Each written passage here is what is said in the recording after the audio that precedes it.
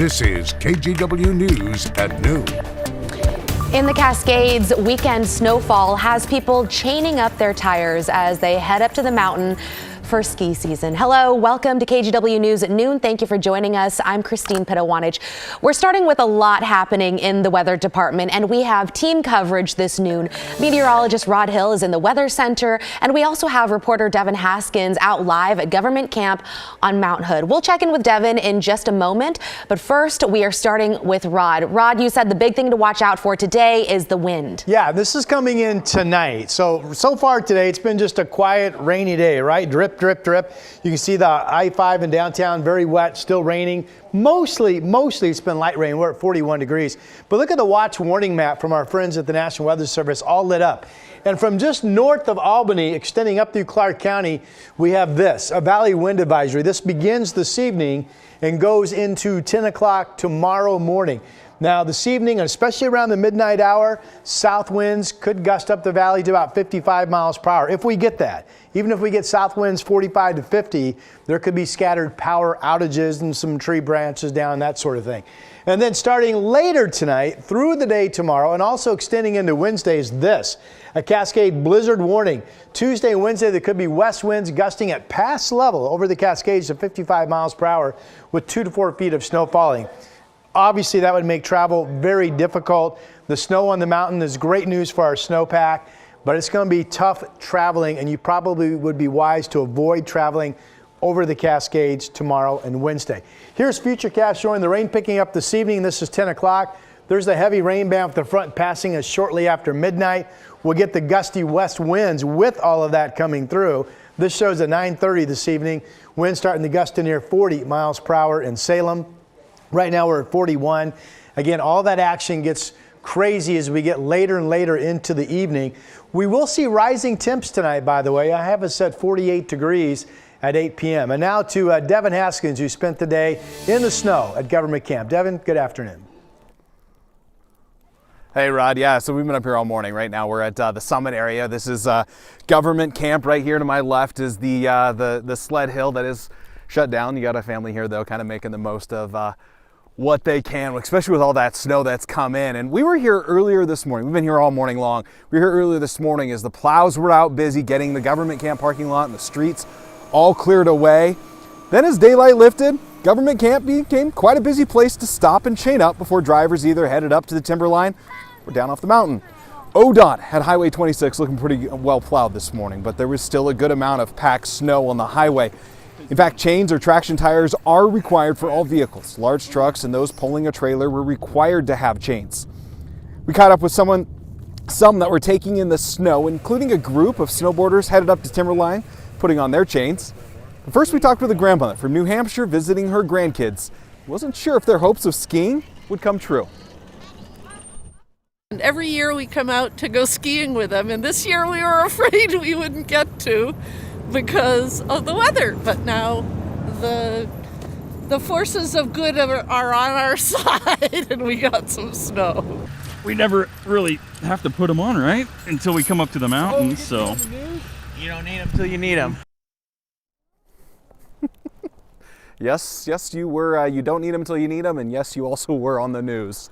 So January snow, nothing to be expected, but it is a late winter snow for the ski resorts. Timberline is open, Mount Hood Meadows is open.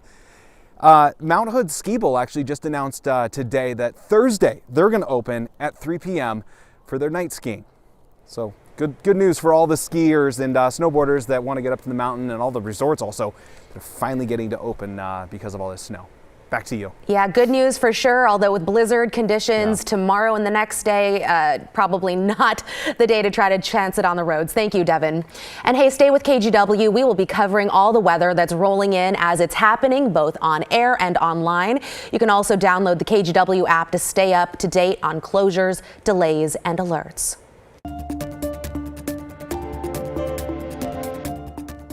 On your screen right now are new pictures that we just got in of the huge piece of an Alaska Airlines plane that detached shortly after taking off from Portland on Friday. Officials call it a door plug. The NTSB released these photos less than an hour ago, saying investigators are inspecting it before shipping it off to Washington, D.C. for testing. You can see just how large that piece is. Federal officials have been investigating why the door plug flew off in the first place, and they have been grounding all Boeing 737 MAX 9 planes for safety inspections. Here's KGW's Ashley Grams with how that door plug was found. I'm excited to announce that we found the door plug. The National Transportation Safety Board announcing late Sunday night the door plug that blew out of an Alaska Airlines plane on Friday was found. Thank you, Bob. And the person who found it, a Portland teacher. Bob contacted us at witness@ntsb.gov with 2 photos of the door plug and said he found it in his backyard. NTSB Chair Jennifer Homendy says this piece of the plane is key to determining what went wrong. NTSB also learned that Alaska Airlines restricted this plane from flying over the open ocean after an air pressurization light turned on 3 times in the past few weeks. Homendy said crews had also requested maintenance that was not completed before Friday's flight out of PDX. But it's unclear if any of these issues were related to the door plug. We've only been on scene for 24 hours, one day. We have a lot of work to do. This isn't going to be a 1 or 2 days and we're done. This could be, weeks that we're here. Ashley Grams. That was Ashley Grams reporting. Now, the NTSB official that we spoke to says their ongoing investigation will include taking a closer look at the hinges that should have held that door plug in place. They're also looking at the extensive damage to at least 10 rows of the plane. And a man taking a walk on Barnes Road near Providence, St. Vincent, found a phone he says blew out of that Alaska plane. Take a look at this. Sean posted these photos to X, saying he found an iPhone on the side of the road, still in airplane mode. He says the phone was unlocked, and the first thing he saw was an Alaska Airlines email about checked bags on the flight. At first I was skeptical, of course. I thought, maybe this one just fell off while someone was jogging, but when I picked it up, it was in airplane mode, and the screen wasn't locked, so when I opened it up, it had a baggage claim receipt for Alaska 1282 and flight travel plans. So. Wow, what a find. Sean says he called it into the NTSB, who told him it was the second phone found. Meantime, the FAA is temporarily grounding Boeing 737 MAX 9 planes. It's causing delays and cancellations across the country. What you're looking at right now is information from FlightAware. I know it's a lot to look at, but it shows that right now 1 in every 5 Alaska Airlines flights nationwide are canceled. This morning on Sunrise, we reported that PDX had 32 delays and 11 cancellations, but those weren't all necessarily because of the grounding. It was worse, though, over the weekend, where PDX had nearly double the cancellations and almost 90 delays, all primarily involving flights on Alaska and United, which also uses the MAX 9. KGW will continue to track the latest on the investigation. For more information, head to kgw.com and KGW+. Portland police are hoping you can help them find an endangered missing woman. Take a look at your screen. Police say this is 70-year-old Mary Page. She walked away from her home near Southwest 4th Avenue and Ruby Terrace sometime between 11:30 last night and 4:30 this morning. Page has Alzheimer's, and while she can give one-word answers, police don't know if she can remember her name or how to get home. She is described as white, 5'4", and 130 pounds. Page was last seen wearing a striped purple shirt and black pants.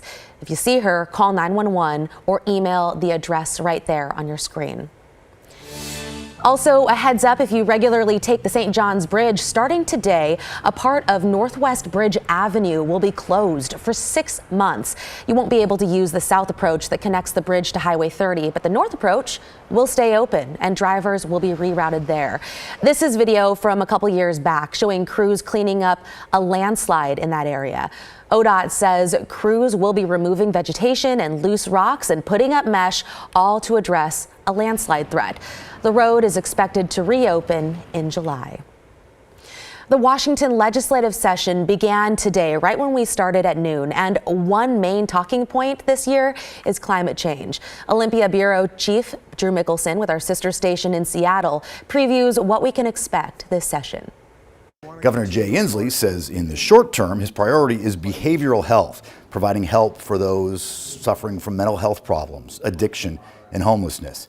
But entering his final year as governor, he'll also be defending the Climate Commitment Act, a policy he helped get passed that charges fees to the state's top polluters to pay for climate-related state projects.